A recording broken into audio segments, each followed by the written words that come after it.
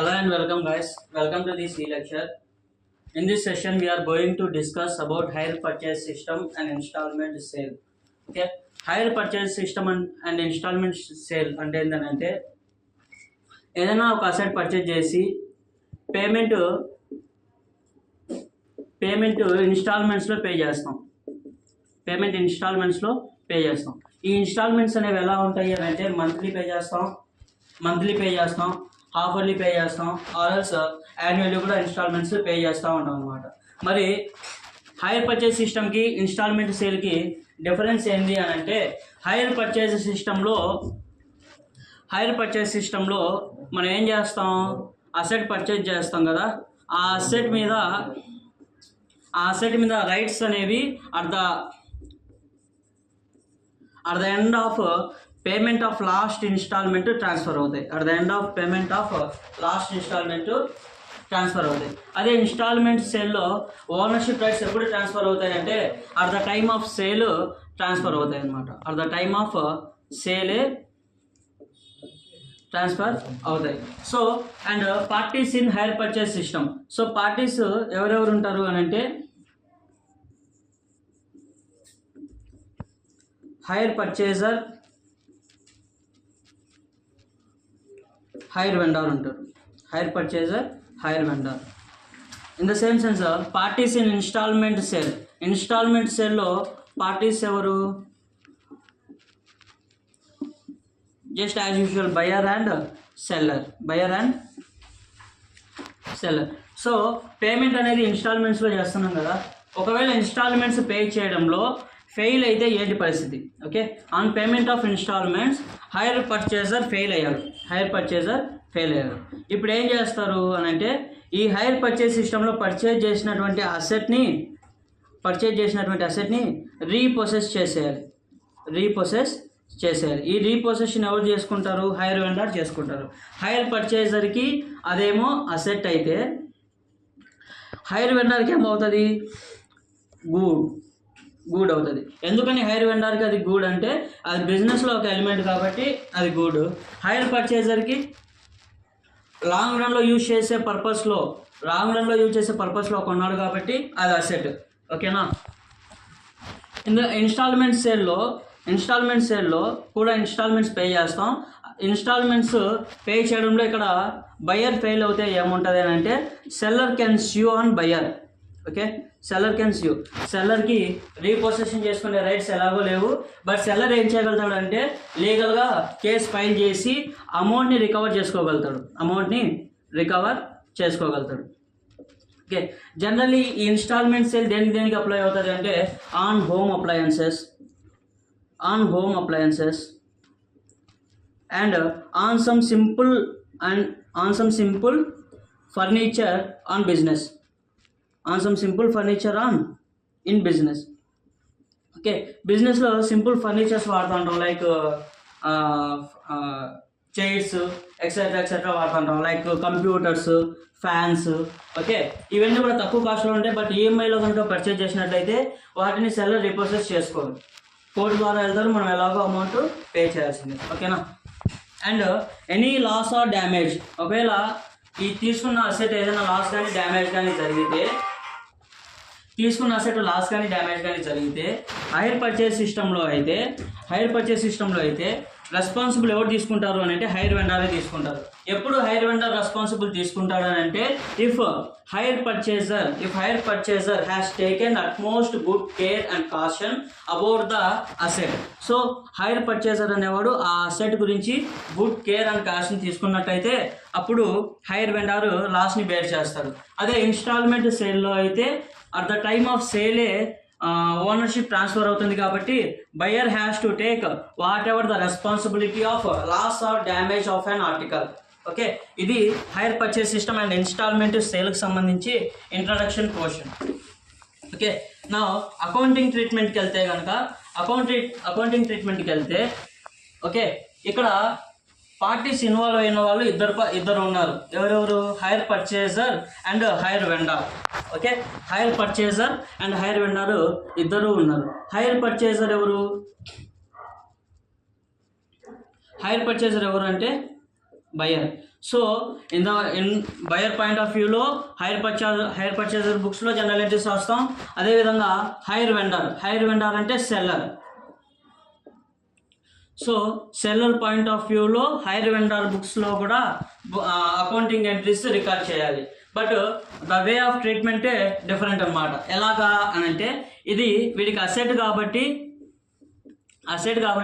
Asset మీద మనం some ఛార్జెస్కి general entries రాస్తాం, లైక్ డిప్రిషియేషన్. ఓకే, అది ఒకటి వస్తుంది.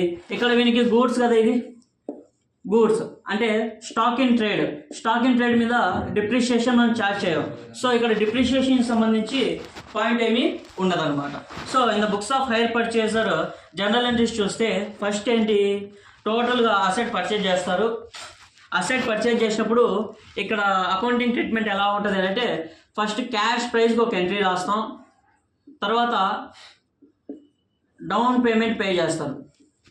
ఓకేనా, అంటే ఇది లాంగ్ రన్ పేమెంట్ జరుగుతుంది కాబట్టి దీనికి ఫర్దర్గా ఏదైనా లీగల్గా వెళ్ళాలన్నా ఒక అగ్రిమెంట్ అనేది ఉండాలి. ఆ అగ్రిమెంట్ అప్పుడు మనం పే చేసే అమౌంట్ని డౌన్ పేమెంట్ అంటాం. డౌన్ పేమెంట్ పే చేసిన తర్వాత ఏం చేస్తారు అని అంటే ఇంకా ఎవ్రీ ఇయర్ ఇన్స్టాల్మెంట్స్ పే చేస్తారు. ఓకేనా, ఇన్స్టాల్మెంట్స్ పే చేస్తారు. ఇంకా ఇది వీనికి అసెట్ కాబట్టి ఏం చేస్తారు, అక్కడ పే చేసినటువంటి ఇన్స్టాల్మెంట్లో ఇంట్రెస్ట్ ఉంటుంది కదా, ఆ ఇంట్రెస్ట్ని అండ్ అసెట్ కాబట్టి డిప్రిషియేషన్ ఛార్జ్ చేస్తారు కదా, ఆ డిప్రిషియేషన్ని ఈ రెండింటిని కలిపి ప్రాఫిట్ అండ్ లాస్ అకౌంట్కి ట్రాన్స్ఫర్ చేసుకుంటారు లాస్ట్లో. ఓకే, ఇది జనరల్గా అకౌంటింగ్ ట్రీట్మెంట్లో స్టెప్స్. ఎవరికి, హైర్ పర్చేజర్కి. మరి హైర్ వెండర్కి ఇవి గూడ్స్ సేల్ చేశాడు, యాజ్ యూజువల్ క్యాష్ ప్రైస్కి ఒక ఎంట్రీ రాసుకుంటాడు.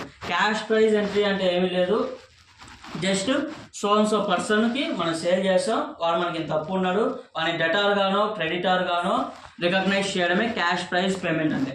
అండ్ డౌన్ పేమెంట్ అంటే అగ్రిమెంట్ అమౌంట్ కొంత అమౌంట్ తీసుకుంటారు, అది డౌన్ పేమెంట్, దానికి రికార్డు ఉంటుంది. అండ్ ఇన్స్టాల్మెంట్ రిసీవ్ చేసుకుంటారు, దానికి ఉంటుంది. అండ్ ఇంట్రెస్ట్ అండ్ డిప్రిషియేషన్లో వచ్చేప్పటికి ఓన్లీ ఇంట్రెస్టే వస్తుంది, డిప్రిషియేషన్తో హైర్ వెండర్కి సంబంధం లేదు. ఎందుకని అని అంటే డిప్రిషియేషన్ అనేది ఎవరికి అప్లికబుల్ అవుతుంది, ఎవరికి అది అవైలబిలిటీలో ఉంటుంది అంటే యూజర్ ఆఫ్ ద ప్రాపర్టీకే డిప్రిషియేషన్ అనేది అవైలబిలిటీలో ఉంటుంది. ఇక్కడ user of the property hire vendor కాదు కదా, హైర్ వెండర్ కదా stock in trade, so depreciation అక్కడ ఉండదు. సో ఫస్ట్ ఎంట్రీ ఏంటి, on cash price. So on cash price అంటే ఇక్కడ హైర్ పర్చేజర్కి అసెట్ వస్తుంది కాబట్టి asset under hire purchases account debtor to hire vendor account. So asset మనకు వస్తుంది అంటే అసెట్ బ్యాలెన్స్ పెరుగుతుంది కాబట్టి అసెట్ని డెబిట్ చేసాం. హైర్ వెండర్ ఇక్కడ మనకు లయబిలిటీ. ఓకే, హైర్ వెండర్ ఇక్కడ లయబిలిటీ ఎప్పుడు క్రెడిట్ బ్యాలెన్స్ చూపిస్తుంది కాబట్టి హైర్ వెండర్ని క్రెడిట్ చేసాం. Okay, and second one on payment of down payment.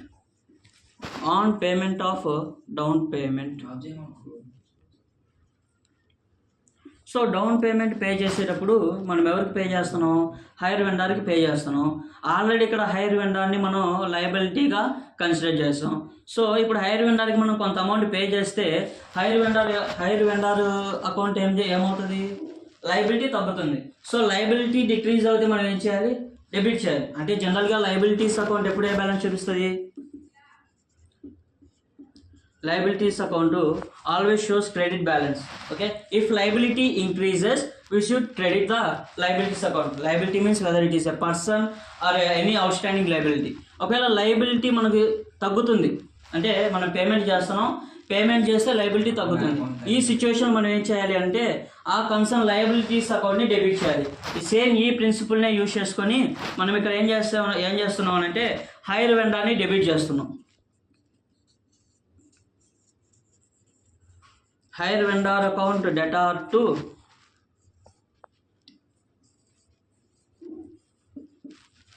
Bank account. Okay, and third one interest due ఉంటుంది కదా. సో ఇంట్రెస్ట్ అనేది కన్సర్న్ ఎక్స్పెండిచర్ మనకు at the end of the day profit and loss statement represent అవ్వాలి కాబట్టి దానికి separate entry pass చేస్తున్నాం. On interest డ్యూకి. Interest అనేది ఎక్స్పెండిచర్ కాబట్టి debit. Interest account debtor to, ఈ ఇంట్రెస్ట్ మనం ఎవరికి పే చేయాలి? హైర్ వెండర్కి పే చేయాలి. అగైన్ హైర్ వెండర్కి మనం పే చేయాలి. హైర్ వెండర్కి డ్యూ ఉన్నామంటే లయబిలిటీ పెరిగింది కాబట్టి హైర్ వెండర్ని క్రెడిట్ చేస్తున్నాం. ఓకే, అదనమాట. అండ్ నెక్స్ట్ ఫోర్త్ వన్ ఏంటి అంటే ఇంట్రెస్ట్ డ్యూకి రాసాం. And at the end of the period, okay, at the end of the period మనం ఏం చేస్తాం? ఇన్స్టాల్మెంట్ పే చేయాలి. Due date whether it is half-yearly, annually, okay, whatever the time period it may be as per agreement. Okay, so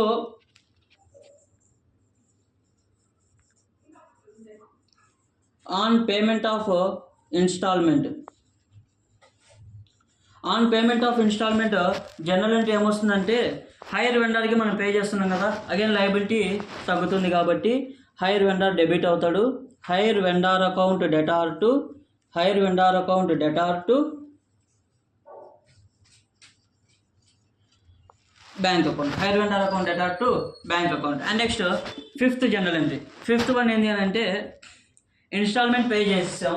okay, and next అది మనకు asset కదా, asset మీద yearly depreciation charge చేయాలి.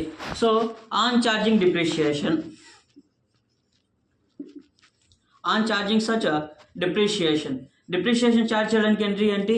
Depreciation అనేది expenditure కాబట్టి moreover asset value కూడా తగ్గుతుంది. So depreciation ఏం చేస్తాం? డెబిట్ చేస్తాం.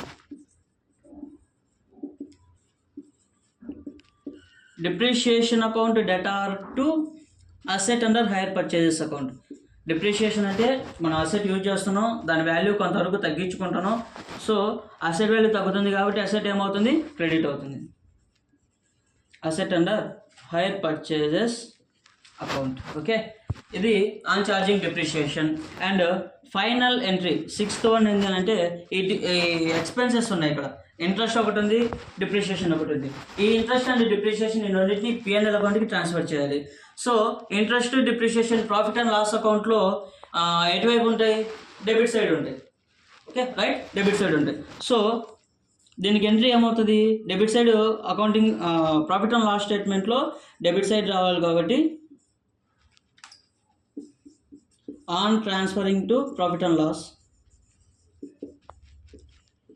సో ప్రాఫిట్ అండ్ లాస్ అకౌంట్లో డెబిట్ సైడ్ రావాలి కాబట్టి P&L అకౌంట్ డెబిట్ చేస్తాం.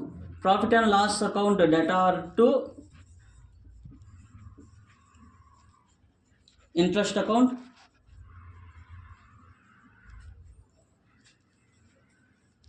To depreciation account. ఓకే, ఇక్కడ ఇప్పుడు ఏంటంటే 4 ఎంట్రీ రాసావు కదా, అన్ పేమెంట్ ఆఫ్ ఇన్స్టాల్మెంట్ అని, అది అగైనెస్ట్ గా హైర్ వెండర్ కి చేస్తున్నాం. ఇప్పుడు మనకి ఆ ఇన్స్టాల్మెంట్ కట్టేది అగైనెస్ట్ దీనికి కదా, మన అసెట్ సంబంధించి కడుతున్నాం కదా. ఇప్పుడు ఇంట్రెస్ట్ డిప్రిసియేషన్ ఎలా తీసుకున్నావో అలాగే హైర్ వెండర్ ప్లేస్ లో అసెట్ అని పెట్టుకోవచ్చు కదా. హైర్ వెండర్ ప్లేస్ లో అసెట్ అని పెట్టుకోవాలంటే హైర్ వెండర్ కి మనం లయబిలిటీ ఉన్నాం. హైర్ వెండర్ కి మనం బాగా లయబిలిటీ అగైనెస్ట్ అసెట్ కదా ఉండేది, అందు గురించి అలా పెట్టుకోవచ్చు కదా. Liability against liability asset against ఉన్నాం కదా మనం, అందుకని ఆ ప్లేస్ లో లయబిలిటీ పెట్టుకోవచ్చా? ఇక్కడ లయబిలిటీ అని రాయించుకుంటున్నావా? హైర్ వెండర్ ప్లేస్ లో అసెట్ అన్నది హైర్ పర్చేస్ కదా. ఇక్కడ ఆల్రెడీ మనం క్యాష్ ప్రైస్ కి ఎంట్రీ రాసాం కదా.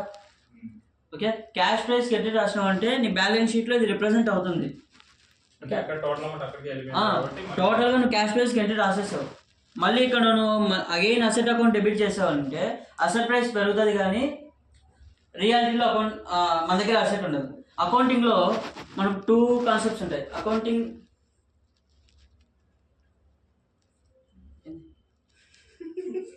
ఇంకా చాలు.